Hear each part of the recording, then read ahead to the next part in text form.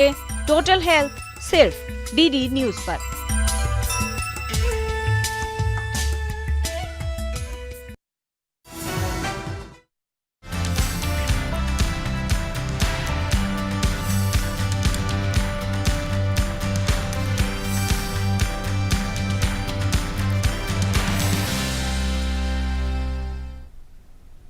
नमस्कार, स्वागत है आप सभी का हमारे इस विशेष कार्यक्रम में। मैं हूं रमा त्यागी। प्रधानमंत्री नरेंद्र मोदी समरकंद में शंघाई सहयोग संगठन के राष्ट्राध्यक्षों की परिषद की बैठक में शामिल हुए। 2019 के कोरोना काल के बाद शंघाई सहयोग संगठन के सदस्य देशों के प्रमुखों की पहली बार मुलाकात हुई। संगठन के सदस्य देशों में भारत, चीन, कजाकिस्तान, किर्गिस्तान, रूस, पाकिस्तान, तजाकिस्तान और उज्बेकिस्तान शामिल हैं।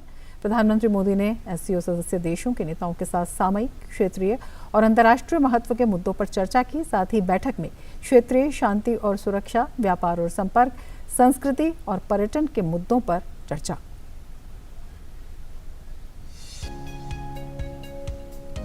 शंघाई सहयोग संगठन की 22वें शिखर सम्मेलन में उज्बेकिस्तान पहुंचे प्रधानमंत्री मोदी की राष्ट्रपति मिर्जियोयेव ने अगवानी की। सदस्य देशों की बैठक के बाद एससीओ का एक विस्तारित सत्र विशेष आमंत्रित देशों, अतिथि देशों और पर्यवेक्षक देशों के साथ भी हुआ। प्रधानमंत्री ने कोविड-19 की महामारी और यूक्रेन संकट से उपजी स्थिति और उससे प्रभावित ग्लोबल सप्लाई चेन पर चिंता व्यक्त की। उन्होंने कहा कि एससीओ देशों को एक ऐसी सप्लाई चेन विकसित करने पर जोर देना होगा जिसमें विविधता हो और विश्वस्त हो। महामारी और यूक्रेन के संकट से ग्लोबल सप्लाई चेन्स में कई बाधाएं उत्पन्न हुई, जिसके कारण पूरा विश्व अभूतपूर्व ऊर्जा एवं खाद्य संकट का सामना कर रहा है। एससीओ को हमारे क्षेत्र में विश्वस्त, रेजिलिएंट और डाइवर्सिफाइड सप्लाई चेन्स विकसित करने के लिए प्रयत्न करने चाहिए। इसके लिए बेहतर कनेक्टिविटी की आवश्यकता तो होगी ही, साथ ही यह भी महत्वपूर्ण होगा कि हम सभी एक दूसरे को ट्रांजिट का पूरा अधिकार दें। क्षेत्रीय सुरक्षा के लिहाज से अहम इस संगठन की बैठक में प्रधानमंत्री ने खाद्य संकट की चुनौती से निपटने के लिए मोटे अनाजों को बढ़ावा दिए जाने का सुझाव दिया। उन्होंने दोहराया कि साल 2023 को संयुक्त राष्ट्र संघ ने मिलेट्स वर्ष घोषित किया है। ऐसे में एससीओ को मिलेट्स फेस्टिवल को आयोजित करना चाहिए। वहीं सदस्य देशों के बीच पारंपरिक चिकित्सा पद्धति को बढ़ावा देने के लिए भारत द्वारा एक वर्किंग ग्रुप की पहल करने की बात कही गई। अप्रैल 2022 में गुजरात में WHO global centre for traditional medicine का उद्घाटन किया गया।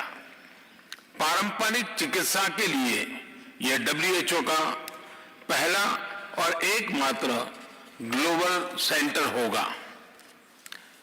हमें एससीओ देशों के बीच ट्रेडिशनल मेडिसिन पर सहयोग बढ़ाना चाहिए। इसके लिए भारत एक नए SCO working group on traditional medicine पर पहल लेगा। साल 2023 में भारत शंघाई सहयोग संगठन की अध्यक्षता करेगा। साल 2017 में भारत इसका सदस्य बना था। उसके बाद से ये पहला मौका होगा जब भारत इसकी अध्यक्षता करेगा। प्रधानमंत्री ने 22वें शिखर सम्मेलन के दौरान भारत में बढ़ते स्टार्टअप की सफलता और उसके बढ़ते इकोसिस्टम को लेकर एससीओ में सहयोग बढ़ाने की बात कही। हमारे पीपल सेंट्रिक डेवलपमेंट मॉडल में टेक्नोलॉजी के उचित उपयोग पर भी बहुत फोकस दिया जा रहा है। हम प्रत्येक सेक्टर में इनोवेशन का समर्थन कर रहे हैं। आज भारत में 70,000 से अधिक स्टार्टअप्स हैं, जिनमें से 100 से अधिक यूनिकॉर्न है। हमारे ये अनुभव कई अन्य एससीओ सदस्यों के भी काम आ सकता है।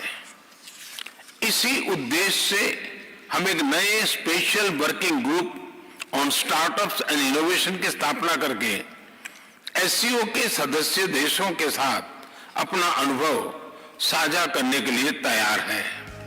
भारत की मजबूत होती अर्थव्यवस्था की विकास दर मौजूदा साल में 7.5% रहने का विश्वास भी प्रधानमंत्री ने जताया। विश्व की जीडीपी का 30% हिस्सेदारी और 40% जनसंख्या वाले शंघाई सहयोग संगठन के बीच आपसी सहयोग, विश्वास के साथ ही कनेक्टिविटी बढ़ाने पर भी प्रधानमंत्री मोदी का जोर रहा। शिशिर शेलार और सुधाकर दास के साथ bureau report, DD news. Uzbekistan के समरकंद में आयोजित एससीओ बैठक के इतर प्रधानमंत्री नरेंद्र मोदी ने रूस के राष्ट्रपति व्लादिमीर पुतिन के साथ द्विपक्षीय बातचीत की। बैठक के दौरान दोनों नेताओं ने वैश्विक और क्षेत्रीय समेत द्विपक्षीय मुद्दों पर चर्चा की।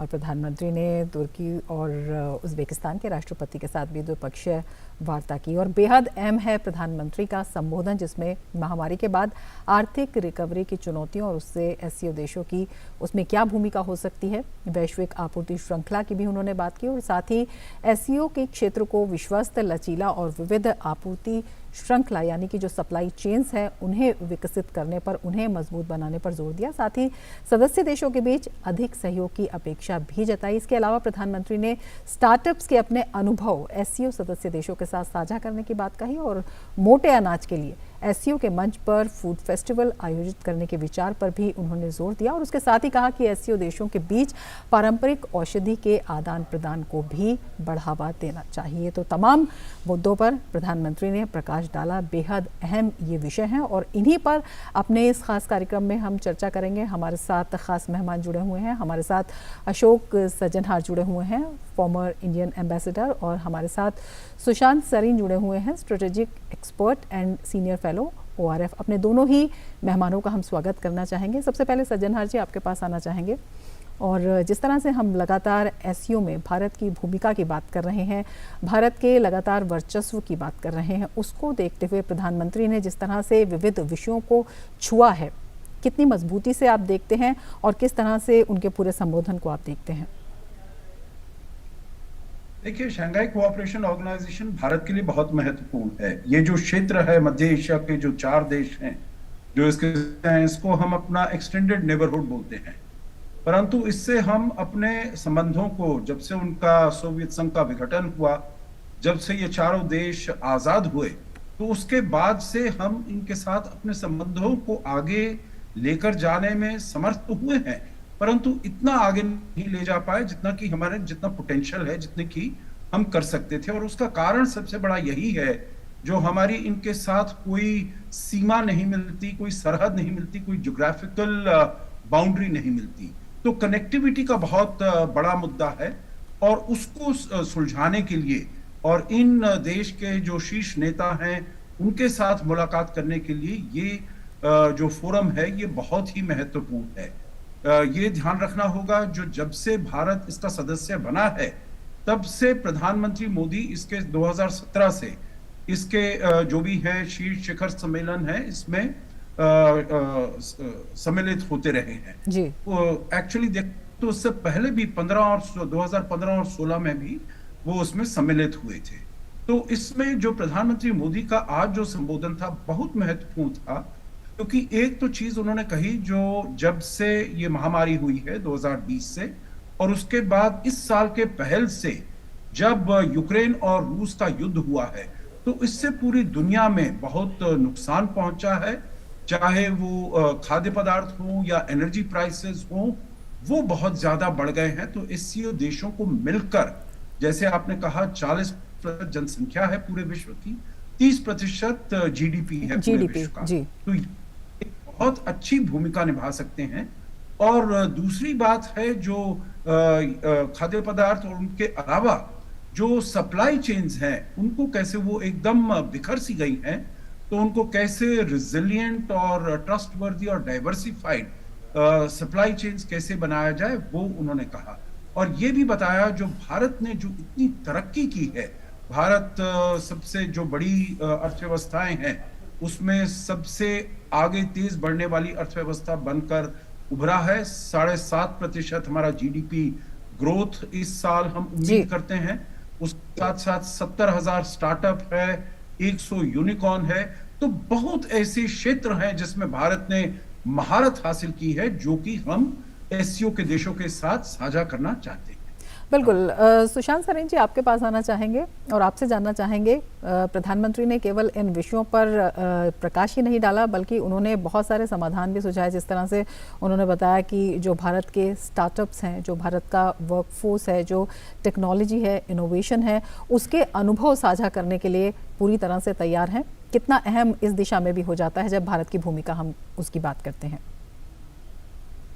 देखिए, जो प्रधानमंत्री ने कहा वो अपनी जगह तो बातें ठीक थी जी, लेकिन मुझे थोड़ा सा ये है कि क्या फोरम यही था जहां पर ये बातें करनी चाहिए थी, क्योंकि अभी एम्बेसडर साहब बात कर रहे हैं कि 40% दुनिया की पॉपुलेशन इस खित्ते में रहती है। अगर उसमें भारत और चीन को निकाल दिया जाए तो फिर कितने प्रतिशत रहती है? हार्डली कुछ भी रहेगी।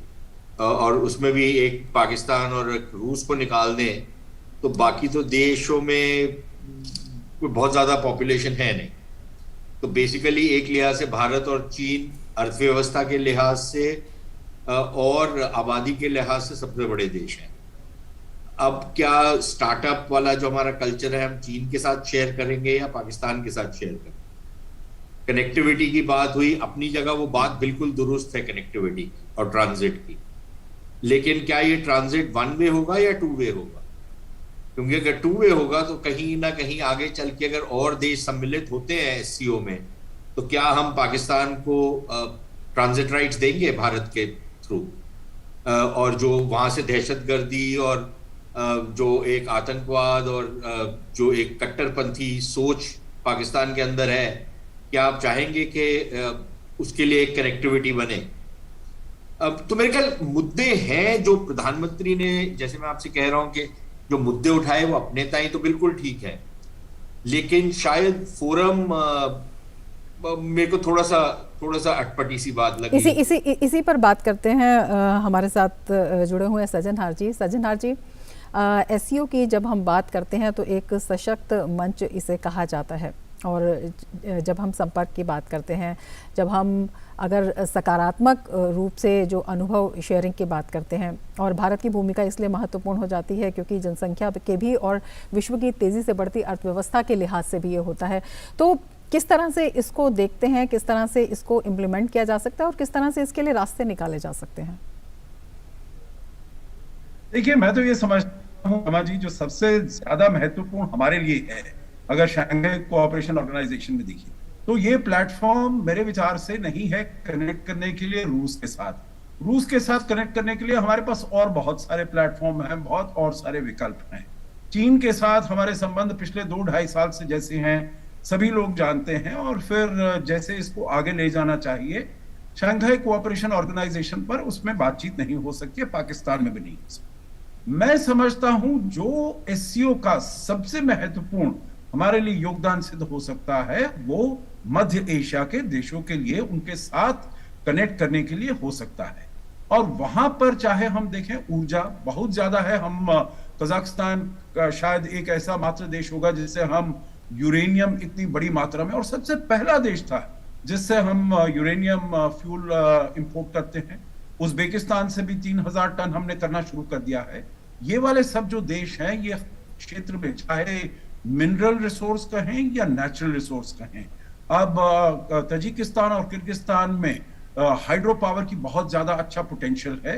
अब ये तो चैलेंज है जो वहां से कैसे, अगर वहां पर ऊर्जा बनती है जैसे रोगुन डैम है ताजिकिस्तान में, वहां से कैसे भारत में लाया जाए, या अगर तुर्कमेनिस्तान में गैस है, चौथी सबसे ज्यादा उसके पास रिसोर्स है तुर्कमेनिस्तान, तो वहां से कैसे गैस लाई जाए। परंतु फिर भी उनके साथ वहां पर चाहे ऊर्जा हो, वहां की इकोनॉमीज जो है, कजाकिस्तान की इकोनॉमी बहुत तेजी से ग्रो कर रही है, उज्बेकिस्तान की जो अर्थव्यवस्था है वो भी बड़ी अच्छी ग्रो कर रही है, और उसमें हम क्या हिस्सा ले सकते हैं, भाग ले सकते हैं।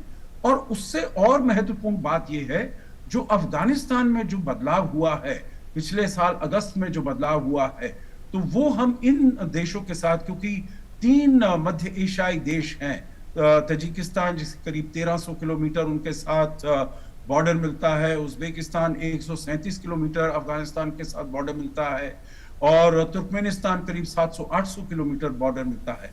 तो वहां पर भी कैसे आतंकवाद ये फैला सकते हैं और वहां पर भी दिक्कतें हो सकती हैं, मुश्किलें हो सकती हैं, और उनके भी वही चैलेंजेस हैं, उनके लिए भी वही मुश्किलात हैं जो भारत एक्सपीरियंस करता है, अनुभव करता है आतंकवाद के साथ। तो बहुत सारे ऐसे क्षेत्र हैं रमा जी जिसमें हम उनके साथ, चाहे वो सामरिक तौर पर हों, चाहे आर्थिक तौर पर हों, हम उनके साथ बातचीत कर सकते हैं। ये एक ऐसा प्लेटफॉर्म है, जबकि भारत के प्रधानमंत्री चारों महादेशों के, जो मध्य एशिया के देश हैं, और अब तो ईरान भी वहां पर शामिल हो रहा है, तो इन सभी शीर्ष नेताओं के साथ मुलाकात कर सकते हैं।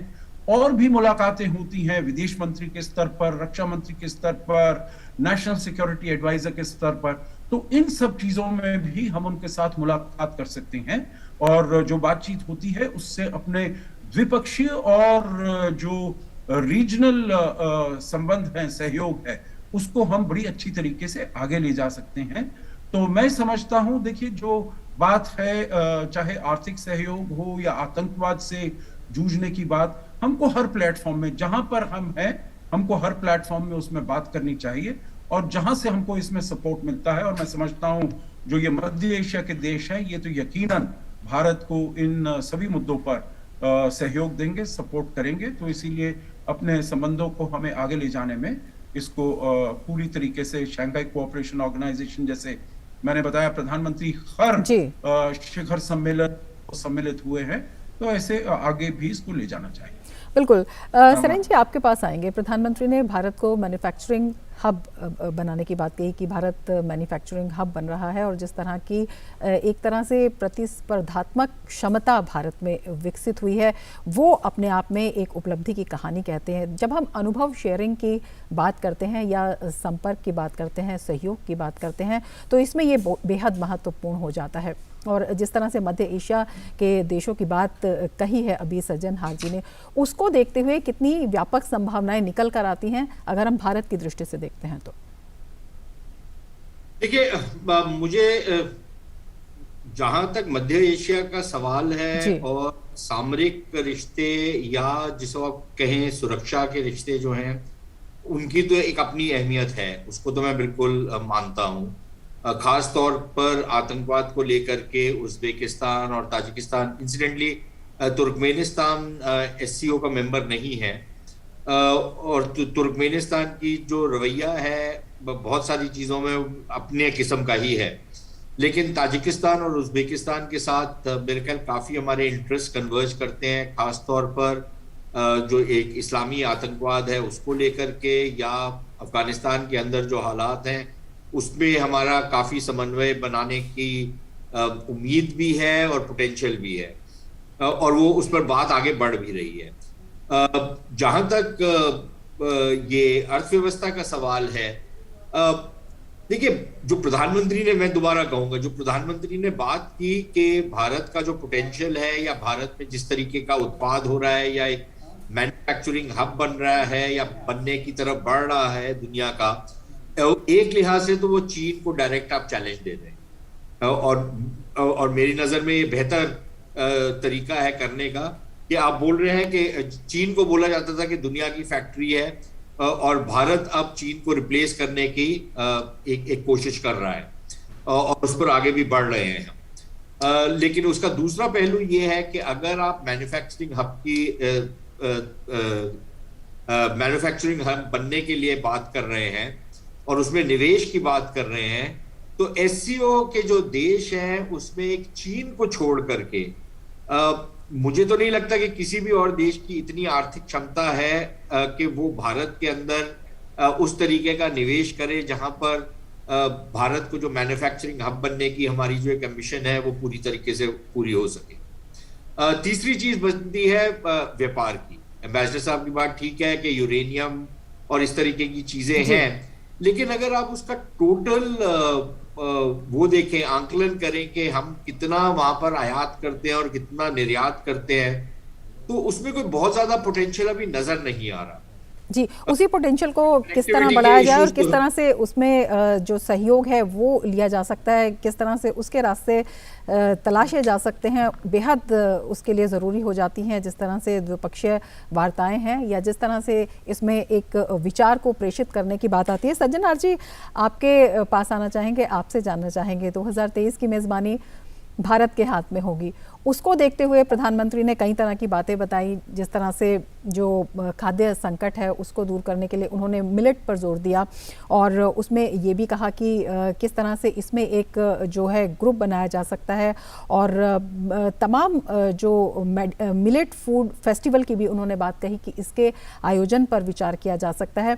तो इस तरह की जो संभावनाएं हैं वो कैसे आगे का रास्ता जो है दिखाती हैं और उसमें मजबूती लाती हैं? देखिए, बहुत महत्वपूर्ण बातें कही हैं प्रधानमंत्री जी ने जब उनका अपना संबोधन ने मिलेट के बारे में बताया है, working group on innovation and startups किया है और working group on traditional medicine किया है। देखिए, एक चीज इसमें और देखनी पड़ेगी, जो भारत 2020 में, क्योंकि इसमें एससीओ के 2 सबसे शीर्षतम ऐसे प्लेटफॉर्म्स हैं, ये वाला तो है at the level of president और दूसरा है at the level of head of government, prime minister के स्तर पर। तो भारत ने मेजबानी की है, भारत ने लीडरशिप किया है 2020 में जो हेड्स ऑफ गवर्नमेंट लेवल पर, और उसमें हमने बहुत इनिशिएटिव्स लिए थे। हमने micro small and medium enterprises की मीटिंग्स की, हमने यूथ लीडरशिप की वो नया फोरम किया, हमने स्टार्टअप के ऊपर नया फोरम किया, ट्रेडिशनल मेडिसिन के ऊपर हमने बुद्धिस्ट हेरिटेज का सॉफ्ट पावर में, पीपल टू पीपल कांटेक्ट में भी ये बहुत चीजें की जो कि प्रधानमंत्री ने अपने संबोधन में आज कहा। तो इसीलिए हमारा जो ट्रैक रिकॉर्ड रहा है जब हमने इसका नेतृत्व किया है एससीओ का एक अलग लेवल पर, वो बड़ा अच्छा रहा है और जो अभी प्रधानमंत्री ने आज कहा वो उसको हम आगे ले जाने में काफी सफल होंगे। देखिए, 2 चीज मैं और बताना चाहूंगा। मैं सुशांत से बिल्कुल सहमत हूं, परंतु ये बात भी हमको समझनी होगी, जो 4 देश हैं जो कि मध्य एशिया के, जो कि शंघाई कोऑपरेशन ऑर्गेनाइजेशन के हैं, इन्होंने देखा है जो रूस कैसे यूक्रेन में एकदम वहां पर एंगेज हो गया है, तो उसका बहुत ही हद से डिस्ट्रैक्शन हो गया है वहां पर, और चीन है वो और ही ज्यादा हावी होने के लिए वो तत्पर है। वो वहां पर से China, Uzbekistan, Kyrgyzstan, Uzbekistan railway line वगैरह बनाना चाहता है। तो ये जो सब देश हैं ये अलग अलग ऑप्शंस देख रहे हैं जो और किन देशों के साथ हम अपने संबंधों को आगे ले जा सकते हैं, और इसीलिए भारत एक बहुत ही अच्छा, मेरे विचार से, अल्टरनेटिव है। दूसरा, स्टार्टअप्स वगैरह की जो बात है वो ये नहीं है जो वो देश आकर यहाँ पर हमारे यहाँ स्टार्टअप्स करेंगे, परंतु हम वहां जाकर कर सकते हैं, क्योंकि स्टार्टअप्स उन देशों को चाहिए और भारत ने जो इसमें क्षमता हासिल की है वो उनके साथ कैसे साझा कर सकते हैं। और अगर भारत उनके पास ऐसे जाता है तो उनका जो डिपेंडेंस है, निर्भरता है चीन के ऊपर, चाहे वो इकोनॉमी में हो या इन्वेस्टमेंट में हो, वो थोड़ा कम होगी। मैं ये नहीं कह रहा हूं जो भारत चीन को सीधे टक्कर देना चाहेगा या टक्कर दे सकता है, परंतु बहुत से ऐसे क्षेत्र हैं जिसमें हमारी अपनी स्ट्रेंथ्स हैं। और लेकिन कोरोना के बाद जी सज्जनहार जी, कोरोना के बाद जिस तरह से भारतीय अर्थव्यवस्था में तेजी देखी गई और चीन का जो हाल है उसको देखते हुए कहा जा सकता है कि जो भारत की नीतियां हैं वो बहुत ही क्षेत्रों में जो हैं बेहद विश्वसनीय और मजबूत साबित हुई हैं। सरीन जी, आपके पास आना चाहेंगे, आपसे बात करना चाहेंगे। ट्रेडिशनल मेडिसिन पे जोर दिया है और SCO working group on traditional medicine की भारत पहल करेगा, ये बात भी प्रधानमंत्री ने कही है। मेडिकल और वेलनेस टूरिज्म के लिए भारत को एक अच्छा डेस्टिनेशन बताया है और ये वो ऐसा क्षेत्र है, जब पूर्व में भी इस तरह की घटनाएं, इंसिडेंट्स हमने देखा है कि पाकिस्तान में बहुत क्रिटिकल जो लोग बीमारियों से जूझ रहे थे, भारत में उनका इलाज हुआ है। तो जब प्रधानमंत्री इस तरह की बात करते हैं ट्रेडिशनल मेडिसिन हब की या global centre for traditional medicine का, तो ये कितना अहम हो जाता है और कितना महत्वपूर्ण हो जाता है? देखिए, एक तो जो पाकिस्तान की आपने बात की, हमने किया तो बड़ा कुछ, लेकिन उसका नतीजा क्या निकला? तो मेरे ख्याल वहां नहीं, तो अभी हम नतीजे पर बात नहीं कर रहे हैं, अभी हम ये कह रहे हैं कि भारत को अगर हम हब बनाते हैं और ये बेस्ट डेस्टिनेशन है इसके लिए, नहीं, तमाम वो देशों के लिए, तब कितना अहम हो जाता है। नहीं, वो ठीक, वो आपकी बात ठीक है। मेडिकल फैसिलिटीज जो हैं भारत में वो दुनिया की बेहतरीन है और तमाम दुनिया से लोग आते हैं, जिसको एक तरीके से डिस्क्राइब किया जाता है मेडिकल टूरिज्म। मैं सिर्फ एक छोटी सी बात कर रहा था कि पाकिस्तान के साथ भी हमने कोशिश की थी, लेकिन उसका क्या नतीजा निकला वो हमारे सामने है। कोई फायदा नहीं हुआ। लेकिन उसका ये मतलब नहीं है कि जो बाकी देश हैं SCO के, उनको अगर प्रधानमंत्री जी की ये पेशकश हुई है तो उसका कोई असर नहीं होगा। मेरे ख्याल काफी असर होगा। और हमने ये देखा है कि ये एक बहुत अच्छा कदम होता है पीपल टू पीपल रिलेशनशिप बढ़ाने के लिए, जो हमने देखा है अफगानिस्तान में, हमने देखा इराक में और कई और देशों से यहाँ पर बहुत सारे लोग आते हैं इलाज के लिए। जहां तक ट्रेडिशनल मेडिसिन का सवाल है, मेरे ख्याल उसमें भी एक बहुत अहम पेशरफ्त है जो कदम उठाया जा रहा है, क्योंकि जो मॉडर्न मेडिसिन है, एक तो उसमें एक तरीके की इजारादारी है, एक मोनोपोलाइजेशन है, खास तौर पर जो एडवांस्ड मेडिकल कंपनीज हैं पश्चिमी देशों की, उनकी एक मोनोपोली सी है उसके ऊपर। उस पर कुछ हद तक भारत ने अपने कानून के तय एक सेंध लगाया है, लेकिन बहुत सारी जो प्रॉब्लम्स होती हैं लोगों को, वो ट्रेडिशनल मेडिसिन से एड्रेस हो सकती हैं। और ट्रेडिशनल मेडिसिन सिर्फ भारत के पास ही नहीं है, भारत के पास तो है ही, जो आयुर्वेद और बाकी और यहाँ पर जो ट्रेडिशनल तिब्बतन मेडिसिन वाला जो सारा का सारा सिस्टम है, बाकी जो देश है वहां पर भी ये एक नॉलेज है जिसका इस्तेमाल करना चाहिए। और बिल्कुल एक महत्वपूर्ण ये नॉलेज है जो आप बता रहे हैं, और इसमें अगर अनुभव साझा होते हैं और भारत इसके एक लोकप्रिय डेस्टिनेशन के रूप में सामने आता है, तो ये अपने आप में एक और बड़ी उपलब्धि होगी। समय हमारे पास सीमित है। सज्जनहार जी आपका और सरन जी आपका हमारे इस कार्यक्रम में शामिल होने और महत्वपूर्ण जानकारी साझा करने के लिए बहुत बहुत शुक्रिया। इसके साथ ही हमारे इस खास कार्यक्रम में फिलहाल इतना ही, लेकिन DD न्यूज़ पर खबरों का सिलसिला लगातार जारी है। आप देखते रहिए DD न्यूज़। नमस्कार।